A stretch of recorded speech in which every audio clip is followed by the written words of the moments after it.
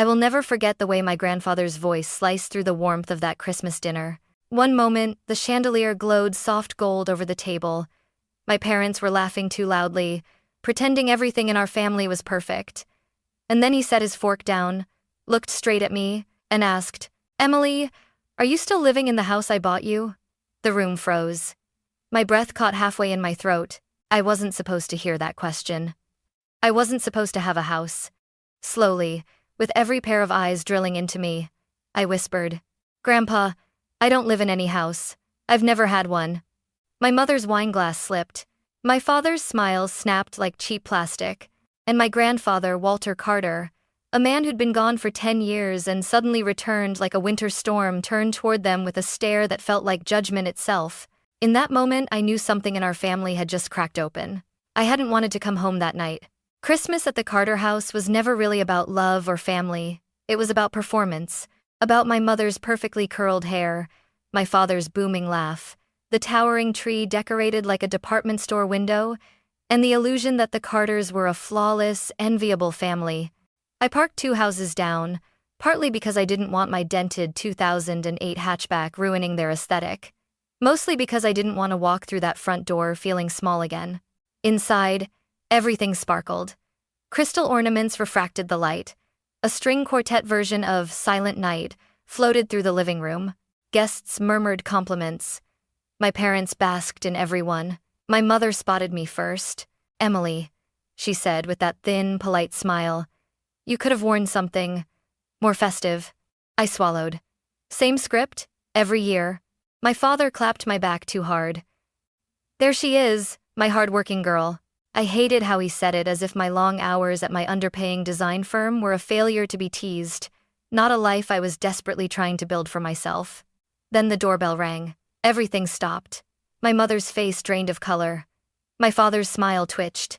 They exchanged a glance, fearful, startled, before my dad hurried to answer it.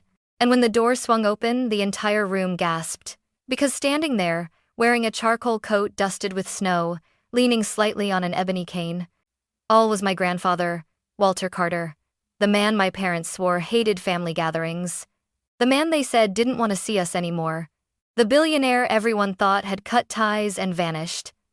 Yet he stepped inside as if he'd never left, and the first person his eyes found was me. "Emily," he whispered, voice trembling with something too soft to be anger.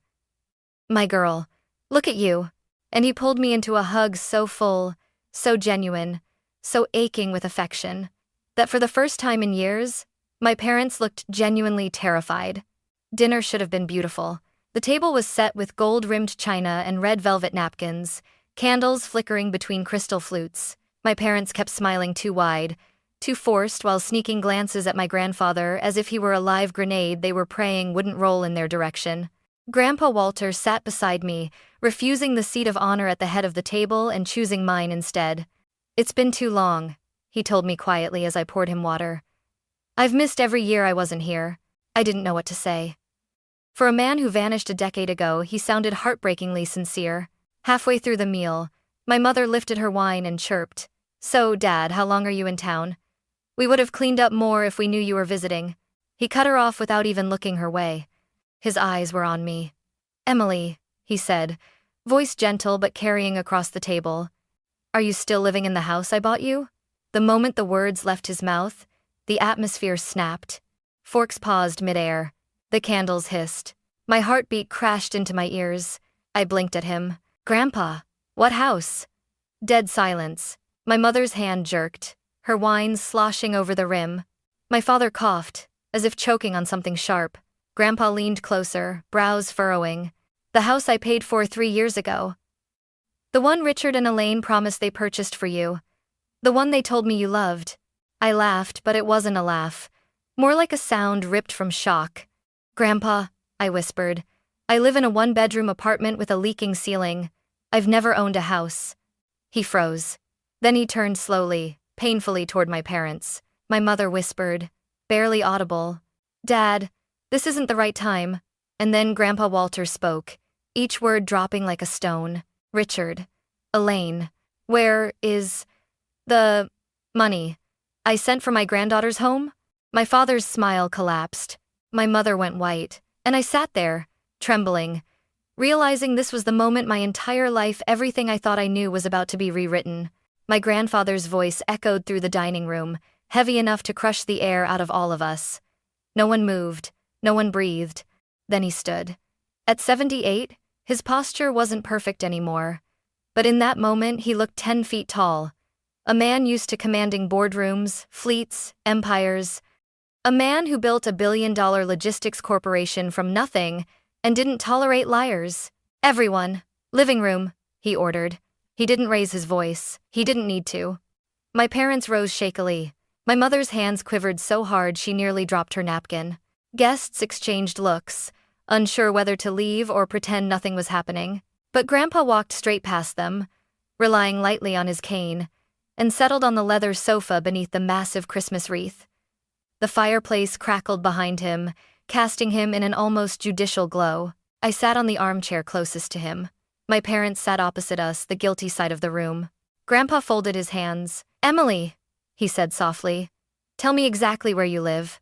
I swallowed, glancing at my parents before speaking. "A studio apartment on 9th Street, the cheap one behind the laundromat. My ceiling leaks when it rains and the heat breaks every other week." My mother flinched as if I'd slapped her. He continued, voice steady. "And your job?" "I'm a junior designer at Lumen Interiors. Entry level. I'm barely covering groceries," my father muttered. "She's exaggerating." Silence. I missed a stayed. Grandpa's tone sliced the room clean open. Dad shrank back. Grandpa turned to me again. "Have your parents ever mentioned anything about a house? A gift? Anything?" I shook my head. "Never."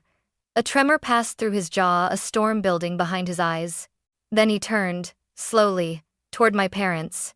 "3 years ago," he began, "I wired you $400,000, earmarked specifically, explicitly for a modest starter home for Emily." My mother's lips parted. My father stared at the carpet. Grandpa continued, pulling his phone from his coat pocket. "I still have the messages you sent me." He tapped the screen, then read aloud, voice icy. "Thank you, Dad. Emily is settling into the new place and absolutely loves it. We'll send photos soon." My breath caught. Photos? New place? My parents had told him that? My father finally spoke, his voice strained, desperate. "Dad, we were going to buy it. But we needed time. Things got complicated." "Complicated?" Grandpa snapped. "You told me she'd moved in. You lied." Elaine's tears spilled. We didn't want her to waste it. Emily doesn't know how to manage property." "Enough." Grandpa rose from the sofa with a sharp crack of his cane hitting the floor. "Emily has been living in poverty while you, my own son and daughter-in-law, spent the money meant for her future." My mother sobbed. My father clenched his jaw, a silent, useless anger boiling there. And then Grandpa looked at me. His eyes softened. "I'm so sorry, Emily. I trusted them. I thought I was giving you a home." Something in my chest broke, something old and raw that I didn't even know was still there. Before I could speak, he turned back to my parents, voice like thunder contained. "Tomorrow morning, 9 a.m. We will settle this. You will bring every document, every receipt, every account statement, and you will explain every dollar." He leaned forward on his cane, staring them down. "And if you don't," his voice lowered to a quiet, devastating promise, "I will handle this my way." My father's face collapsed. My mother burst into full, shaking sobs. And I sat there, caught between shock and heartbreak, realizing that the life I'd struggled through wasn't an accident. It was engineered. The guests quietly slipped out after that. No one dared linger in a house where the temperature had just dropped below freezing. Even the Christmas lights outside seemed dimmer, as if the entire neighborhood sensed the implosion happening inside the Carter home. My parents followed Grandpa into his study like two criminals being escorted into an interrogation room. The heavy mahogany door shut behind them with a thud that rippled down my spine. I lingered outside, heart pounding. Their muffled voices escalated almost instantly. My father, "Dad, you don't understand the pressure we've been under." My grandfather, "I understand theft, Richard. I understand lies." My mother, "We only borrowed it. We plan to..." Grandpa's voice cut like a blade. "Borrowed? You bought yourself a lake house." I slapped a hand over my mouth. "A lake house?" My parents always claimed it was an investment property they'd saved for years to acquire. Now I knew the truth. It was bought with the money meant for me. The door swung open suddenly, and my father stormed out, red-faced, breathing hard like he'd run a marathon. "Emily," he snapped, "don't you dare look at me like that. I'm not—" "Don't play innocent," he hissed. "You think you're some victim? Your grandfather spoils you for one night and suddenly—" "Richard." Grandpa's voice loomed behind him. My father froze. Grandpa stepped out of the study, placing a steadying hand on my shoulder. His expression softened only for me. "We're done for tonight, sweetheart. Go home and rest. I'll come see where you live." My mother gasped. "No, Dad, please, her apartment isn't—" He turned on her. "What? Isn't good enough for my granddaughter? Because you two made sure of that?" Mom covered her face with both hands, shoulders shaking. Dad pulled her into his chest, but even from where I stood, I could see it wasn't affection, it was fear. Grandpa looked back at them with eyes filled not with anger but with betrayal so deep it seemed to age him. "We meet tomorrow at Jonathan Hale's office," he declared. 9 sharp. And don't insult me by being late." I walked him to the front door, unsure if I should hug him again or apologize or collapse into tears. But he squeezed my hand and said softly, "I trusted the wrong people. Let me fix what I broke." My parents watched from the hallway, silent like two ghosts fading at the edges. When Grandpa stepped out into the cold night, his breath forming icy clouds, he paused and looked back at me. "Don't let their shame become yours, Emily." The door closed behind him, and for the first time in my life I saw the truth in my parents' eyes. They weren't devastated that they had hurt me. They were terrified that they had been caught. I barely slept.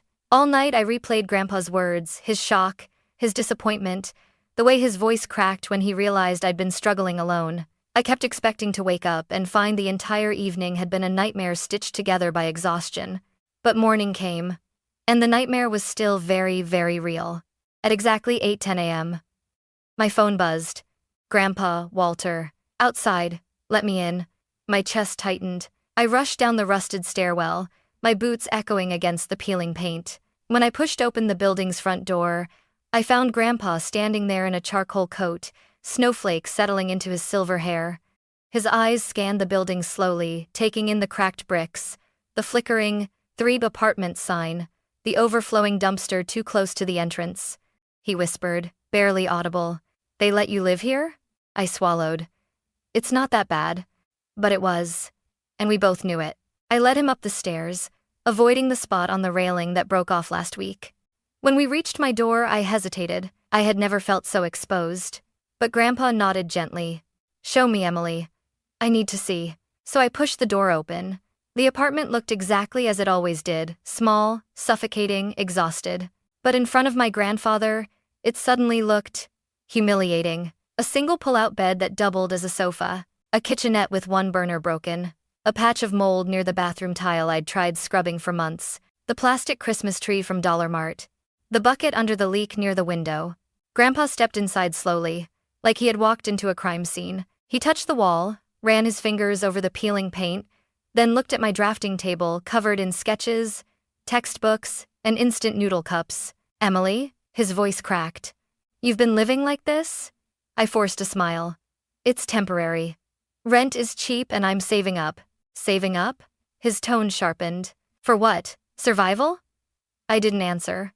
Grandpa walked toward the window, staring at the duct-taped frame and the street below. His hands trembled on his cane out of anger, not age. Then he looked at me with eyes filled with a mixture of love and devastation. "I gave them money," he whispered. "Enough for a safe home, a decent life, a beginning." His voice rose. "And instead of giving that to you, they used it for themselves." My throat tightened. They thought I wasn't ready. He turned sharply. "Ready?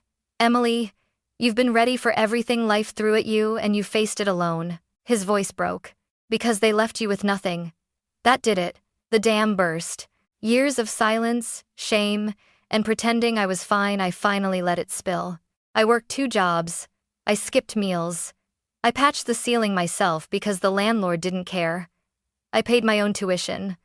They said I should learn responsibility, Grandpa. My voice cracked. I thought I deserved this. Grandpa's expression shattered. He stepped forward slowly, painfully, and pulled me into his arms. His coat smelled faintly of cedar and winter air. "Emily," he whispered into my hair, "you deserved love, not punishment." I clung to him, sobbing in a way I hadn't allowed myself to sob in years. When I finally stepped back, he wiped my tears with gentle thumbs. "Get your things," he said. "You're not spending another night in this place." I stared. "Where are we going?" He smiled, sad but determined. "To the truth," he said. "And after that, to justice." He placed a warm hand on my shoulder. "Today, we let your parents explain themselves to someone who won't let them lie." I blinked. "The lawyer?" He nodded once. "Jonathan Hale is waiting. And trust me, Emily." His eyes hardened. "Your parents won't walk out of his office the same people they walked in as." A cold shiver ran down my spine. For the first time in my life, I wasn't afraid to face my parents. Because this time, I wouldn't be facing them alone. Jonathan Hale's office didn't look like a place where lives were destroyed. It was too bright, too modern. All glass walls, chrome finishes, and sharp white lighting that made everything feel sterilized like a surgical room for secrets. Grandpa and I arrived at 8:55 a.m. My parents arrived at 9:12. Of course they were late. They walked in fast, my mother trembling, my father stiff, jaw tight like he was marching into battle. Dad barely spared me a glance. Mom tried to give me a weak smile, but it collapsed when she saw Grandpa's expression. Jonathan Hale, gray-haired, sharp-eyed, impeccably pressed suit rose from behind his desk. "Mr. Carter, Emily." He shook our hands, then turned to my parents. "Richard, Elaine, please sit." No warmth, no politeness, just business. We all took our seats around a long conference table. My parents sat across from me and Grandpa, like an invisible line had been drawn down the room. Jonathan opened a thick navy folder. "Let's begin." My father cleared his throat. "Jonathan, this is a misunderstanding. We just need more time. And I need honesty," Grandpa cut in. Jonathan didn't even glance at Dad. He simply pulled out a packet, a printed bank statement, and slid it across the table. "This is the transfer Mr. Carter made to you 3 years ago. $400,000. Marked for the purchase of a home for Emily." My mother stared at the paper as if it might burn her. Jonathan continued, pulling out another document. "This," he slid the next page forward, "is the record of where that money went." My stomach twisted. I didn't want to look, but I did. $40,000. Custom renovations for a lake property. $12,800. European vacation package. $9,200. Jewelry purchase. $2,750. Luxury spa retreat. $189,500. Down payment on a lakeside house in Clearwater Bend. My parents' house. Not mine. My father leaned forward, voice rising. "You don't understand. We intended to put the house in her name later." "Later?" Grandpa cut in. "When? After you finished enjoying it yourselves?" "It was an investment," Dad snapped. "We worked harder than she ever did. She hasn't earned." Jonathan slammed his hand onto the table. The sound cracked through the room. "Mr. Carter," he said coldly, "your father didn't ask whether you earned it. He instructed you to purchase a home for Emily. You lied, and you misappropriated funds that were not yours."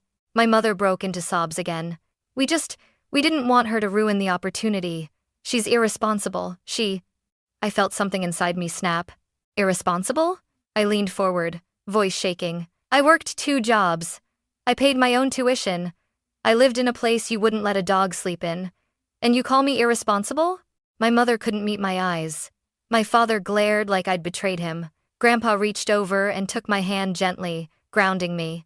Jonathan turned to Walter. "Mr. Carter, shall we proceed with the next matter?"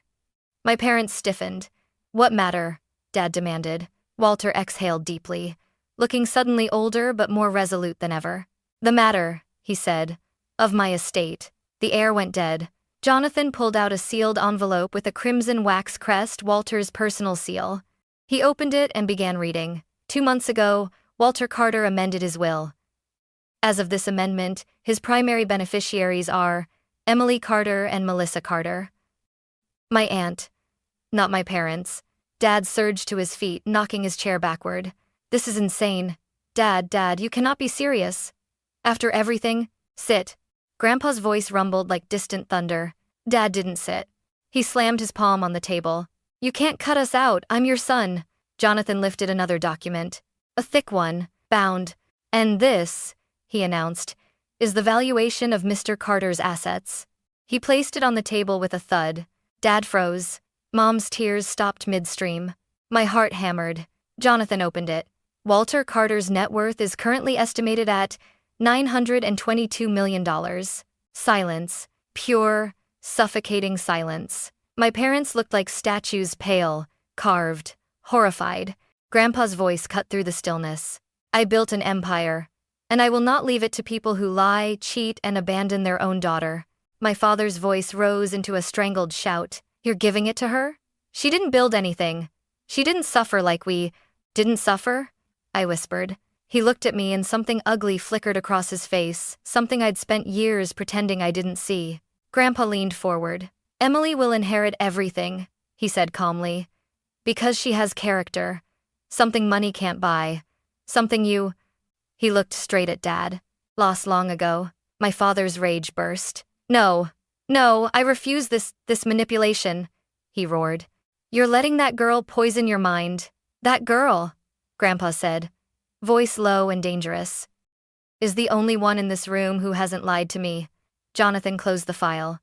This concludes the estate meeting. Unless, he added, eyes like steel, someone would like to contest the will legally? The question hung like a blade. Dad swallowed. Mom trembled. Neither spoke. They knew they had no ground. No evidence. No moral high ground. No claim, because everything had just collapsed at their feet. And all they could do was watch the empire they thought was theirs shift into my hands. If the room had felt tense before, now it felt radioactive. My parents sat stiffly, like their spines had turned to stone. My mother clutched the edge of the table so tightly her knuckles bleached white. My father stared at the floor, jaw clenched, temples pulsing as if the truth might magically disappear if he refused to meet our eyes. But Jonathan wasn't finished. He pulled out one more folder, a thicker one, bound in deep burgundy, sealed with a gold clip. Mr. Carter, he said, turning to my grandfather, with your permission, we should proceed to the documented evidence. My father's head snapped up. What evidence? Grandpa's gaze sharpened. The evidence I told Jonathan to gather, after you lied to me the first time. Dad stood so abruptly, his chair screeched. You investigated us? Grandpa didn't blink. You lied about your daughter's home. You lied to my face. I needed to know if it was a one-time sin or a pattern. Jonathan slid the burgundy folder into the center of the table. Let's review, the lawyer said, voice crisp as glass breaking. Starting with the misuse of Emily's home funds, he opened the folder. Page 1. Down payment, Clearwater Bend Lake House, $189,500. Signed by Richard Carter. Dad swallowed hard. That wasn't misuse, you don't understand how. Jonathan lifted a hand. Next. Page 2. Invoice. Diamond Crescent Jewelers, $9,214. Recipient. Elaine Carter. Mom's face flushed scarlet. I was going to pay it back, Next, Jonathan repeated. Page 3. Flight tickets. Rome, Paris, Barcelona, $12,800. 2 passengers. Richard and Elaine Carter. My stomach lurched. Dad slammed both palms on the table. That was our anniversary trip. It had nothing to do with, but it was paid with Emily's house funds, Jonathan said coldly. Funds Walter entrusted to you. Funds you repeatedly claimed were already used to purchase a home for her. My mother stared into her lap, shaking. Jonathan flipped again. Page 4. Page 5. Page 6. Luxury purchases. Spa retreats. Designer handbags. Renovations on the lake house. All tied to the same account. All paid for with my grandfather's money. Money meant for my future. Dad's voice cracked. Stop this. Stop, Jonathan. We can settle this privately. This is private, Jonathan replied. I could have summoned law enforcement instead. Mom whimpered. Grandpa leaned back, his cane resting across his knees, his voice low and full of steel. You both lived a life of comfort funded by money that belonged to my granddaughter. Emily patched leaks in her apartment ceiling while you stood on the deck of a lake house bought with her home. My mother broke, sobbing into her hands. Dad, please, we made mistakes, but we're still your family. Grandpa's lips pressed into a thin, trembling line. Family, he repeated softly, is not a shield you can hide behind when you've done wrong. Dad's fists balled. So that's it? He snarled. You're going to destroy your own son? Throw your entire legacy to someone who didn't earn it? Emily doesn't know how to handle money. She'll waste it. I stood. No trembling. No shrinking. Just clarity. Cold and sharp. Enough. Dad blinked. I stepped closer to him, close enough to smell his aftershave. The same one he wore when he took Mom to their fancy parties while I stayed home alone as a kid. You think I didn't earn anything? I asked quietly. You think I'm some naive little girl who doesn't understand responsibility? I pointed at the documents spread across the table. You misused $400,000 and lied for years. I worked 2 jobs to pay for things you could have helped with but didn't. I lived in a moldy, freezing apartment while you looked me in the eyes every holiday and pretended everything was normal. Dad's face twisted in rage. You don't talk to me like that. Yes, I said, louder. I do. The room went silent. I stared into the eyes of the man I once wished would just love me. Because you didn't just lie to Grandpa, I said. You lied to me. You abandoned me while I was still living under your roof. Dad's breath shook. Mom whispered through tears. Emily, honey. I turned to her, not cruel but firm. You let it happen. She shattered. Grandpa's voice entered the silence, low but devastating. You betrayed your daughter, and you betrayed me. Dad opened his mouth, but Grandpa raised a hand. No more excuses. No more lies. Jonathan slid a final document across the table, a legal notice. Dad picked it up with trembling fingers. His face drained of color as he read. What is this? Jonathan answered calmly. Full transfer of the Clearwater Bend property to Emily Carter within 7 days. Failure to comply will result in formal charges: fraud, misappropriation, and breach of financial trust. Mom's jaw dropped. Charges? Dad, you wouldn't. I would, Grandpa said. He looked at them with eyes full of hurt, not hatred. The kind of pain that comes from loving someone who chose to be cruel. Dad staggered backward into his chair. Mom sobbed uncontrollably. Jonathan closed his folder. This meeting is concluded. Grandpa rose slowly. I stood beside him. My parents didn't move. Didn't speak. Didn't even breathe. The empire they thought would be theirs had turned to ash. And for the first time in my life, I walked out ahead of them. The cold outside felt different when I stepped out of Jonathan Hale's office. Sharper. Cleaner. Like the air you breathe after a storm breaks open the sky. Grandpa stood beside me, leaning slightly on his cane. But there was a calmness in his shoulders I hadn't seen all morning, like he had finally put something heavy down. Ready to go home? He asked gently. For the first time in my life, the word home didn't feel like a wound. I nodded. A week later. By day 3, the silence from my parents was deafening. By day 4, Jonathan called. They had signed the transfer documents. By day 7, the Clearwater Bend Lake House, the one my parents had renovated, photographed, bragged about, was legally mine. Jonathan handed me the keys in his office. The gold medal felt warm in my palm, but not as warm as Grandpa's hand when he squeezed mine and whispered, You earned this not because of what you did, but because of who you are. I cried. He pretended not to notice, but his thumb brushed my cheek when he thought I wasn't looking. Moving day. Walking into the lake house felt like stepping into another universe. Tall windows. White oak floors. A view of the water so still it looked like glass. Sunset spilling across the living room like spilled gold. I should have felt triumphant. Instead, I cried again. Not because I was sad, but because I finally understood how much I had survived. The lies. The neglect. The years of working twice as hard just to stay afloat. The belief that I didn't deserve anything more. That belief was gone. Completely. Grandpa's health. 2 months later, Grandpa's health took a dip. He moved into a private care suite in the city, and I visited every day. Sometimes he told stories of his early years, when he drove delivery trucks before building his empire. Sometimes he napped, gripping my hand as if afraid I'd fade away if he let go. You're my legacy, he told me once, eyes bright with tears. Not the company, not the money. You. I held his hand tighter. I'm not going anywhere, Grandpa. And I kept that promise. A new beginning. I turned the lake house into more than a place to live. I converted the guest room into a design studio. I took on clients who needed warm, functional spaces. Single mothers, students, people who felt unseen the way I once had. I offered free consultations. I volunteered at a housing nonprofit. And slowly, I started to believe something I had never believed before. I deserved a good life. A life not built on fear or scarcity. A life where my worth wasn't measured by what I cost my parents, but by what I brought into the world. Grandpa watched every step of it with pride so bright it softened everything about him. Christmas Eve, 1 year later, I decorated the lake house with white lights. Simple, gentle, glowing. I brewed hot cocoa.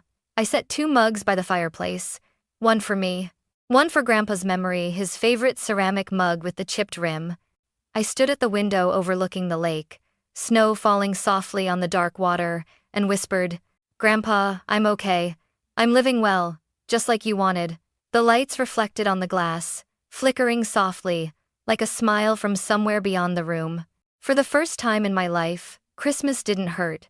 It felt like hope, like healing, like a future finally mine. And I knew, deep in my chest, that I would spend the rest of my life honoring the man who believed in me, when the people who were supposed to, didn't.